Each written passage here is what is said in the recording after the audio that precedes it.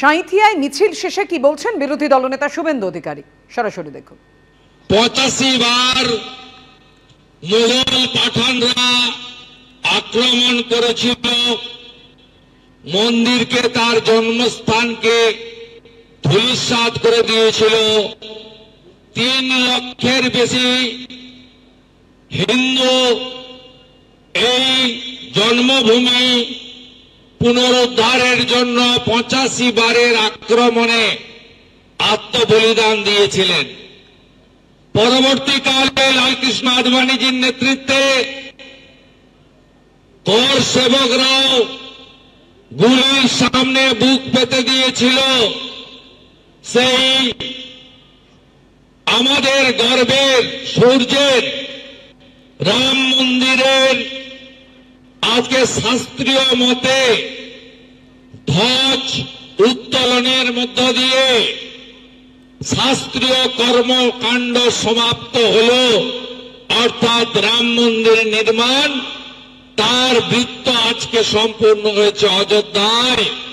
মাননীয় প্রধানমন্ত্রী নরেন্দ্র দামোদর দাস মোদী এবং পূজ্যপাদ সরসংঘ চালক মোহন ভাগবতজির উপস্থিতিতে। তাই আজকের দিনটা গর্বের দিন, আজকের দিনটা শৌর্যের দিন, আজকের দিনটা আনন্দের দিন। আর আজকের দিনে আজকে এই রাম মন্দিরের বিরুদ্ধে কোন রাজ্যের মুখ্যমন্ত্রী মিছিল করেননি। 2024-এর 22 জানুয়ারি মমতা ব্যানার্জি রাম মন্দিরের বিরুদ্ধে উদ্বোধনের দিন মিছিল করেছিল। ছি মমতা, ছি ছি মমতা, ছি। আজকের এই কর্মসূচিতে আপনারা দলে দলে যোগ দিয়েছেন। শুধু আপনারা নন, রাস্তার দুদিকে সাঁইথিয়া শহর ভয় কাটিয়ে রক্তচক্ষুকে উপেক্ষা করে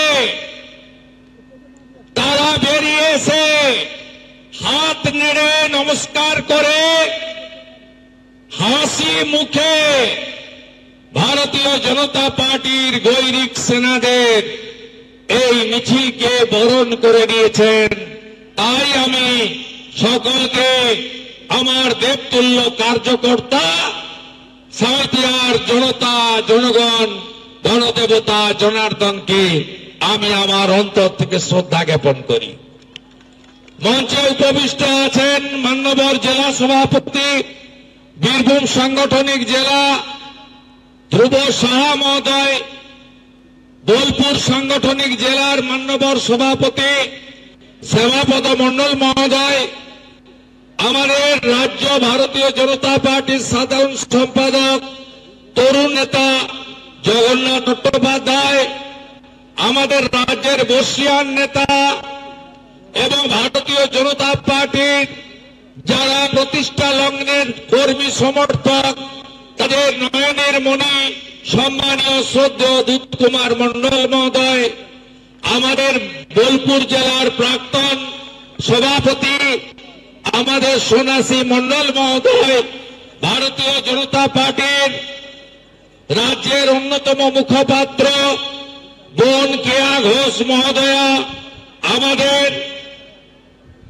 রাজ্যের অত্যন্ত তরুণ জনপ্রিয় বিধায়ক দুবরাজপুর সর্বভারতীয় যুব মোর্চার সহ সভাপতি সাথী অনুপ সাহা, আরেক প্রাক্তন সভাপতি প্রণম্য নির্মল মণ্ডল মহোদয়, আমি এদের প্রত্যেককে অভিনন্দন কৃতজ্ঞতা জানাই।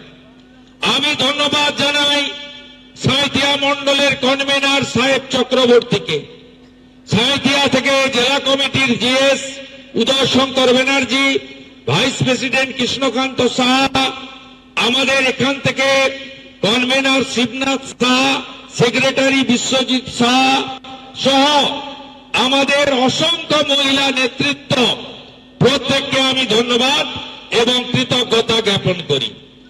আপনারা জানেন আজকের কর্মসূচির নাম পরিবর্তন সংকল্প যাত্রা, কারণ আগামী কয়েক মাসের মধ্যে এই রাজ্যের সাধারণ নির্বাচন অনুষ্ঠিত হবে এই সাধারণ নির্বাচনে ভারতীয় জনতা পার্টি নরেন্দ্র মোদীজির নেতৃত্বে পশ্চিমবাংলার হিত গৌরব ফিরিয়ে আনার জন্য পশ্চিম বাংলায় 15 বছর তৃণমূলের রাজত্ব, 34 বছর বাম রাজত্ব, পশ্চিম বাংলার হারিয়ে যাওয়া ঐতিহ্য, সংস্কৃতি, পশ্চিমবাংলার শিক্ষিত বেকার যুবক যুবতীর মুখে হাসি ফুটিয়ে কৃষক থেকে শুরু করে পশ্চিমবাংলার সমস্ত মানুষকে অধিকার ফিরিয়ে দেওয়ার জন্য আমরা পরিবর্তন সংকল্প যাত্রায় নেমেছি।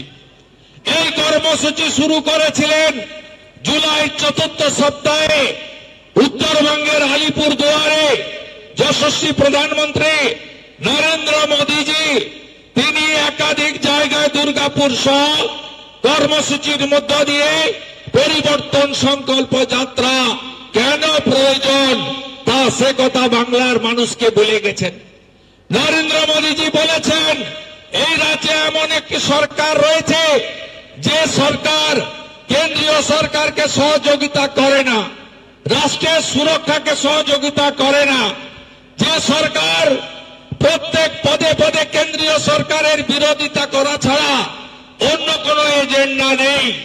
মোদীজি বলছিলেন 61টা রেল প্রজেক্টের জন্য জমি দেয়নি এই সরকার। এই সরকার হাসিমারা থেকে কলাইকুণ্ডা একাধিক এয়ারপোর্টের জন্য জমি দেয়নি এই সরকার।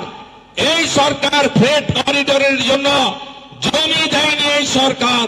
নরেন্দ্র মোদীজি বলেছেন যে 91,000 কোটি টাকা আমার কাছে আছে, শুধু জমি না দেওয়ার জন্য আমি পশ্চিমবঙ্গে এই টাকাগুলো দিয়ে পশ্চিমবঙ্গের সার্বিক যে উন্নয়ন রেলপথে, রাজপথে, বিমানবন্দরে, সমুদ্র বন্দরে আমরা করতে পারছি না। পুলিশের বিরুদ্ধে টাকা তোলার অভিযোগ তুলে সরব অগ্নিমিত্রা পাল। 19 নম্বর জাতীয় সড়কে আসানসোলের ঘাঘরবুড়ি মন্দিরের কাছে ব্যারিকেড পুলিশের। গতকাল জনসংযোগ কর্মসূচিতে যাওয়ায় ওপর মহলে নালিশের হুমকি বিজেপি বিধায়কের। অজয় রায়, বিনয় কুমার সিং এছাড়া 3 জন এখানকার ডিউটিতে, রাস্তা আটকে চেকিং চলছে। বড় বড় গাড়ি থেকে কত টাকা করে নেন? আমাকে দেখেই পালিয়ে গেল, দেখলেন তো? আমাকে দেখেই রাস্তা ক্রস করে দৌড় লাগালো। সিভিক পুলিশ দৌড় লাগাচ্ছে। এবার আপনাদের নামে আমি কমপ্লেন করছি। মানুষকে বিরক্ত করে টাকা তুলছেন। কেউ অস্বীকার করছে না। আপনারা ডিউটি দেবেন, কেউ অস্বীকার করছে না। 6 জন এখানে থাকবে ডিউটিতে, 6 জন। আপনি 3 জন আর 3 জন পালালো, 6 জন। আপনি বলুন, হ্যাঁ 6 জন ডিউটিতে আছে। আপনি বলুন আপনারা কি করছেন? গাড়ি আটকে পালালো কেন? আপনার সিভিক ভলেন্টিয়ার আমাকে দেখে পালালো কেন? আমার সিভিক, এখানকার সিভিক ভলেন্টিয়ার আমাকে দেখে পালালো কেন? সিসি দেখেন, ডিউটি লিস্ট দেখেন আপনার। এখানে কতজন আছে? আচ্ছা, ভক্তকে আমাকে দেবেন না, ভক্তকে আমাকে দেবেন না, একদম ঠকবাজি দেবেন না। এবিপি আনন্দ, এগিয়ে থাকে, এগিয়ে রাখে।